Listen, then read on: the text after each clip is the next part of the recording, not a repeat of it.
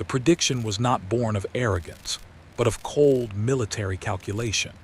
In June 1940, as Benito Mussolini brought Italy into the war, the tiny British colony of Malta lay like a brittle stone in the center of the Mediterranean, just 60 miles from Sicily.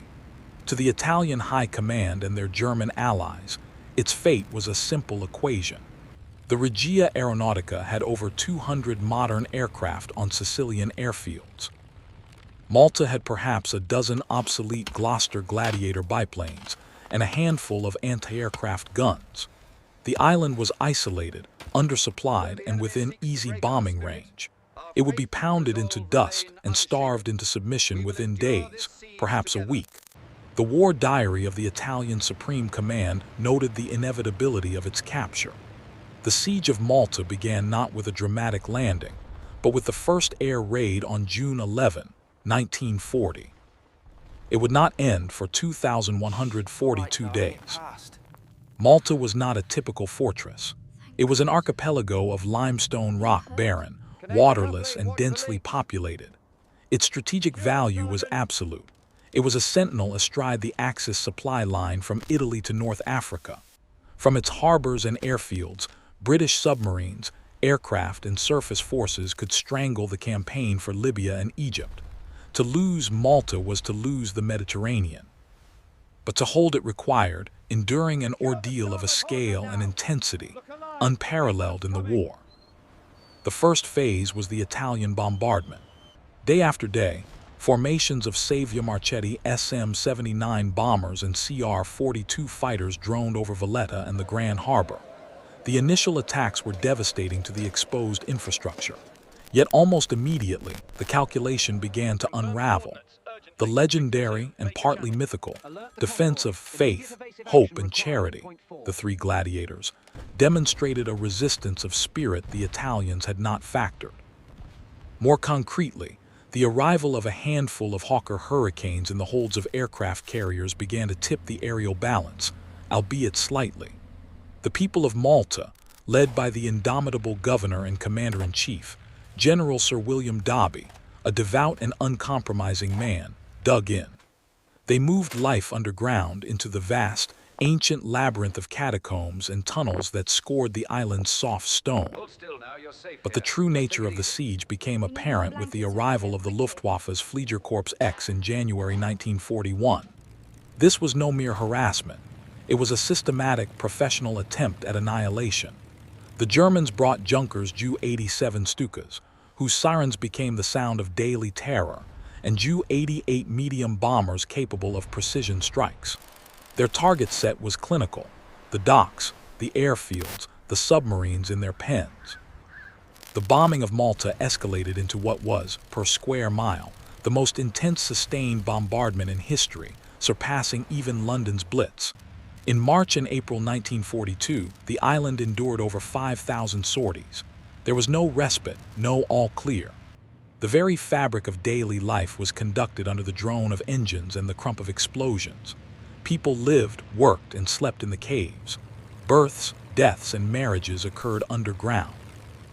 The central, grinding drama of the siege was not fought in the sky, but on the sea. Malta had to be supplied. Every ton of food, fuel, ammunition, and spare parts had to run a gauntlet of unprecedented danger. The Axis dominance of the air and the central Mediterranean geography made convoys an exercise in calculated sacrifice.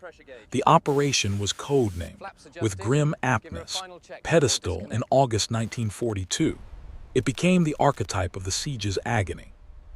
14 merchant ships, including the American-built tanker Ohio, sailed from Gibraltar, protected by a massive escort of cruisers, destroyers, and aircraft carriers. What followed was a 4-day massacre. Axis aircraft, U-boats, and fast E-boats attacked in relentless, coordinated waves. One by one, the merchantmen were picked off. The sea around Malta became a graveyard of burning hulls and spilled cargo.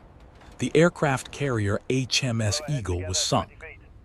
The cruiser HMS Manchester was crippled. Yet, the convoy pressed on, driven by the knowledge that Malta's survival was measured in weeks.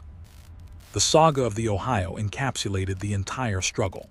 Hit by multiple aerial torpedoes and a Stuka that crashed onto its deck, the tanker was blasted to a stop, a flaming, listing hulk. But its cargo, 11,000 tons of aviation fuel, was life itself for the island's defenders.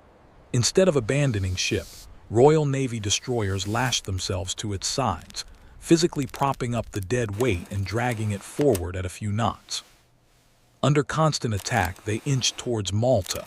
When the Ohio finally entered the Grand Harbor, it was barely afloat, kept from sinking only by the ships attached to it.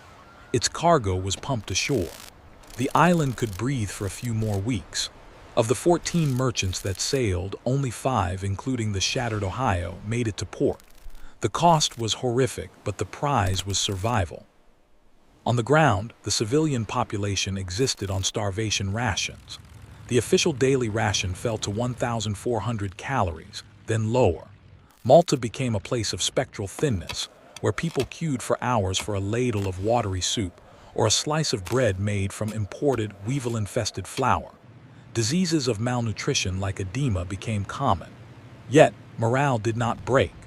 The Maltese and the British garrison fused into a single, stubborn entity.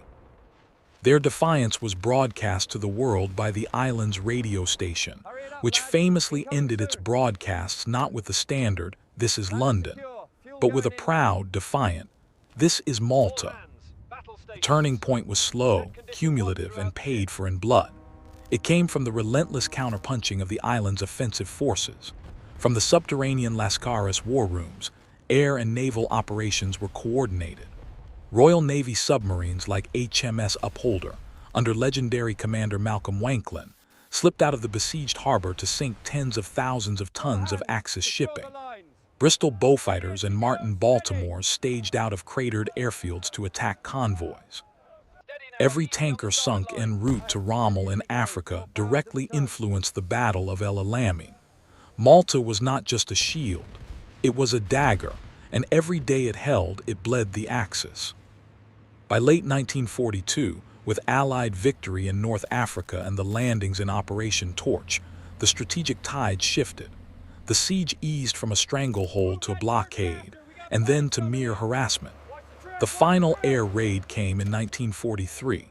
When it was over, the numbers defied comprehension. Some 14,000 tons of bombs had been dropped on an island just 17 miles long. Over 1,500 civilians had been killed, and 30,000 buildings destroyed or damaged. The island was a scorched, cratered rock.